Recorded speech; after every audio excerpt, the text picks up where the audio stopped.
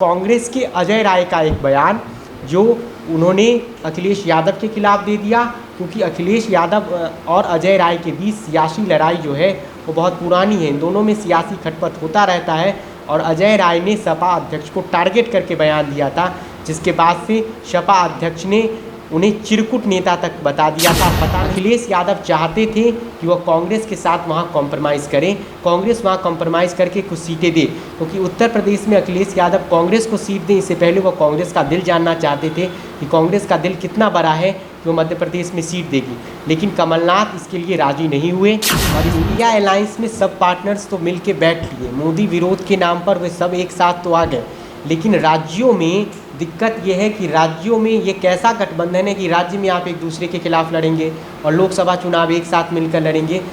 नमस्कार, आप देख रहे हैं फर्स्ट लुक बिहार। मैं रविंद्र कुमार। आज हमारे साथ पत्रकारिता के छात्र अमित हैं। अमित, आपको बता दें कि अमित पॉलिटिकल मामलों में बहुत जानकारी रखते हैं, पूरे देश की पॉलिटिकल गतिविधियों पर नज़र रखते हैं, बहुत सारे आंकड़े इकट्ठे कर वे इस पर एनालिसिस करते हैं। तो आज हमारे साथ अमित हैं, इनसे हम कुछ बातें करते हैं कि जो 2024 में लोकसभा चुनाव का महासंग्राम है, उसमें एक तरफ एनडीए है तो दूसरे तरफ एनडीए को मात देने के लिए इंडिया गठबंधन बना है।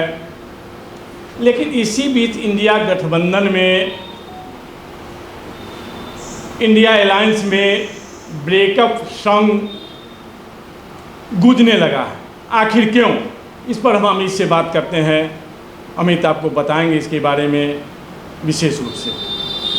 देखिए सर, पहली बात यह है कि इंडिया अलायंस में जो ब्रेकअप सॉन्ग है वह इसलिए गूंजने लगा है क्योंकि दो प्रमुख दल, समाजवादी पार्टी जो उत्तर प्रदेश में अपना प्रभुत्व रखती है, उत्तर प्रदेश में सबसे बड़ी पार्टी है बीजेपी के बाद। अगर बीजेपी सत्ता में है तो समाजवादी पार्टी वहाँ विपक्ष की भूमिका में है, अखिलेश यादव उसे लीड कर रहे हैं और इंडिया अलायंस को उत्तर प्रदेश से आशाएँ भी हैं और अखिलेश यादव से उम्मीदें भी हैं। और कांग्रेस के अजय राय का एक बयान जो उन्होंने अखिलेश यादव के खिलाफ दे दिया, क्योंकि अखिलेश यादव और अजय राय के बीच सियासी लड़ाई जो है वो बहुत पुरानी है। इन दोनों में सियासी खटपट होता रहता है और अजय राय ने सपा अध्यक्ष को टारगेट करके बयान दिया था, जिसके बाद से सपा अध्यक्ष ने उन्हें चिरकुट नेता तक बता दिया था। पता नहीं चिरकुट का मतलब क्या होता है। वैसे एक ज़माने में समाजवादी पार्टी के कद्दावर नेता हुआ करते थे अमर सिंह, वे भी चिरकुट जैसे शब्द का इस्तेमाल करते थे।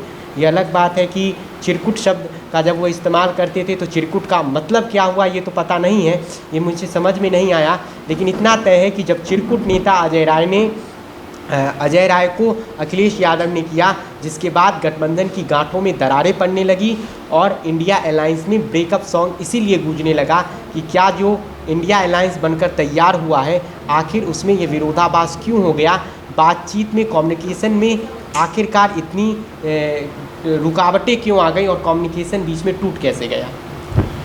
अमित, अखिलेश यादव और अजय राय में आखिर इतनी तनातनी की वजह क्या है? देखिए, इसकी तनातनी की वजह मध्य प्रदेश का विधानसभा चुनाव है।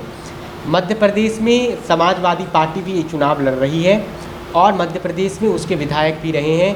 फिलहाल समाजवादी पार्टी के एक विधायक थे 2018 में। ये अलग बात है कि 2018 में 20 में जब ज्योतिरादित्य सिंधिया ने कांग्रेस तोड़कर सरकार बीजेपी की बनाई, शिवराज सिंह चौहान सीएम बने, तो उनके एक विधायक बीजेपी के साथ चले गए।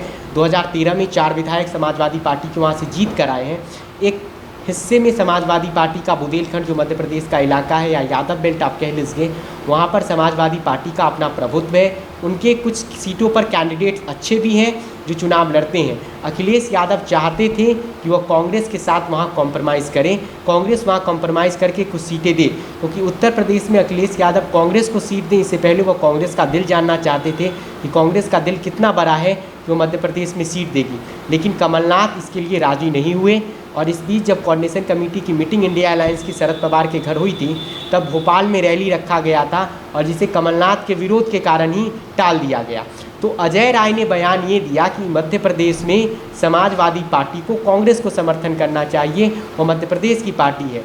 और अजय राय ने अखिलेश यादव को टारगेट किया था और जिसके बाद अखिलेश यादव का पारा हाई हुआ और उन्होंने अजय राय को चिरकुट नेता बता दिया। और दोनों के बीच तनातनी की बात वजह ये भी है क्योंकि अजय राय ज़्यादा सीट चाहते हैं उत्तर प्रदेश में कांग्रेस के चुनाव लड़ने के लिए, लेकिन मुझे नहीं लगता है कि अखिलेश यादव कांग्रेस के साथ गठबंधन भी कर लें तो कांग्रेस को 12 या 15 सीट से ज़्यादा दे देंगे, क्योंकि उत्तर प्रदेश में कांग्रेस पार्टी की स्थिति हर चुनाव दर चुनाव काफ़ी कम होती गई है। और पिछले विधानसभा चुनाव में प्रियंका गांधी की तमाम कोशिशों के बाद अगर वह 6.36% वोट लाकर केवल 2 विधायक जीतते हैं, रामपुर खास विधानसभा से आराधना मिश्रा और मोना और महराजगंज से विजेंद्र चौधरी, तो इससे पता चलता है कि देश की पुरानी पार्टी देश के सबसे बड़े सूबे से जहां से प्रधानमंत्री इस देश का बनता है वहां बहुत ही कमज़ोर हालत में है।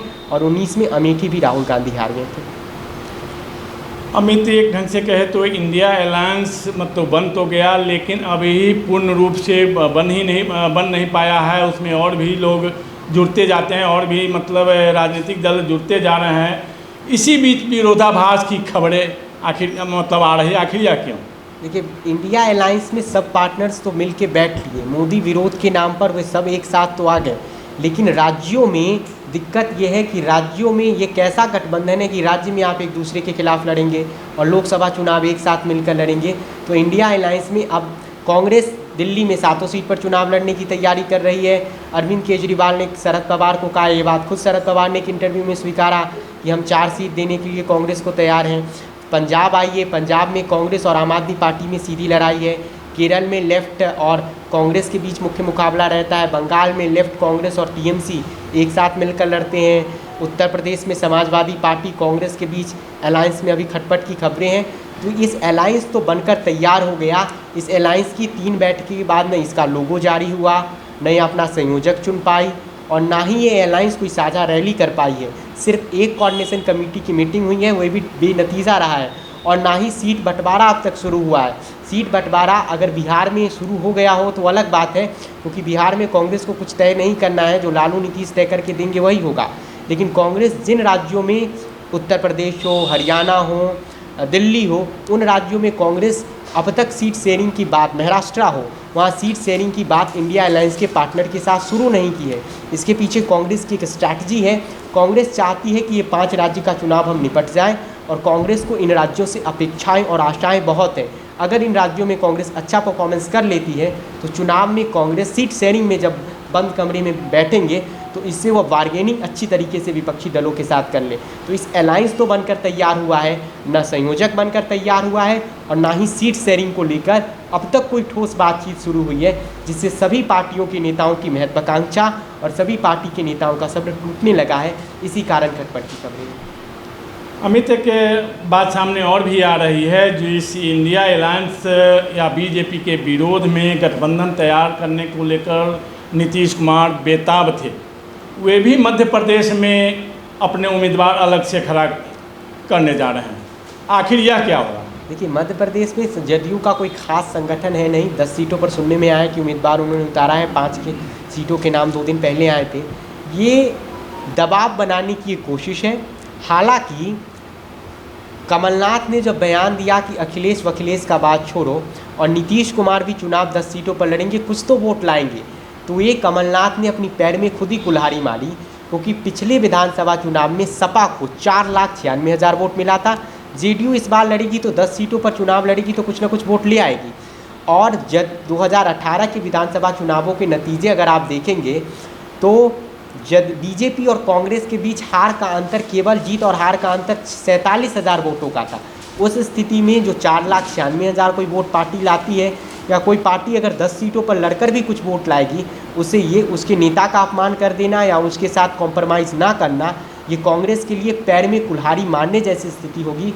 और इस बात को याद रखिए कि शिवराज सिंह चौहान के खिलाफ लाख एंटी इनकम्बेंसी है, लेकिन मध्य प्रदेश में भाजपा आज भी मजबूत है और आरएसएस की संघ की पहली प्रयोगशाला मध्य प्रदेश है। वहाँ संघ की काफ़ी पहुँच है, गांव-गांव में पहुँचे, वार्ड तक पहुँचे। तो नीतीश कुमार ने उम्मीदवार उतारा, यह कांग्रेस के लिए झटका की खबर है और नीतीश कुमार का प्रेशर पॉलिटिक्स है इंडिया अलायंस पर। तो जिस ढंग से मतलब इंडिया अलायंस में खटपट की बात आ रही है, उससे बीजेपी तो अपने राजनीतिक लाभ लेने की कोशिश अवश्य मतलब करेगी। बिल्कुल बीजेपी जरूर करेगी। बीजेपी विरोधियों पार्टी से लड़ना है, उसे इलेक्शन 2024 में उसे जीत की हैट्रिक मोदी के नाम पर लगानी है, और मोदी विरोध के नाम पर ही तो इंडिया अलायंस बन के तैयार हुआ है। अगर इंडिया अलायंस में खटपट होगी तो बीजेपी इसका चुनावी एडवांटेज लेने की पूरी कोशिश करेगी। और बीजेपी भी तो सियासी पार्टी है, हर सियासी पार्टी का मकसद होता है सत्ता में आने का। आपको सियासी पार्टी है, इसका मतलब तो भजन कीर्तन मंडली में गाना नहीं है, सबको सत्ता में ही आना है। तो इसलिए बीजेपी इसका एडवांटेज लेने की कोशिश करेगी। पब्लिक के बीच ये परसेप्शन बनाने की कोशिश बीजेपी करेगी कि मोदी विरोध के नाम पर तो ये एकजुट हो गए हैं, ना सीट शेयरिंग कर रहे हैं, इनमें आपसी तनाव है, ये आपस की लड़ाई लड़ रहे हैं, लेकिन सिर्फ मोदी को हराने के लिए ये एकजुट हुए। और बीजेपी जनता के बीच इसे लेकर जाएगी। और प्रधानमंत्री जब ये कहते हैं कि ये सब मोदी को, राज्यसभा में पीएम ने एक बात बयान दिया था कुछ साल पहले, ये एक अकेला सब पर भारी है, तो मोदी इस बात को जानते हैं और 2024 के चुनाव में इसे भुनाने की वो पूरी कोशिश करेंगे, और बीजेपी इसका सियासी फ़ायदा लेने की पुरजोर कोशिश करेगी। तब आपने सुना कि किस तरह से इंडिया अलायंस में ब्रेकअप संग के स्वर गूंजने लगे हैं, जिसका लाभ बीजेपी उठाने का प्रयास निश्चित रूप से करेगा और उसका लाभ लेने में वह सफल भी होगा। तो इसी तरह आप खबरों के साथ हमारे साथ बने रहिए और देखते रहिए फर्स्ट लुक बिहार।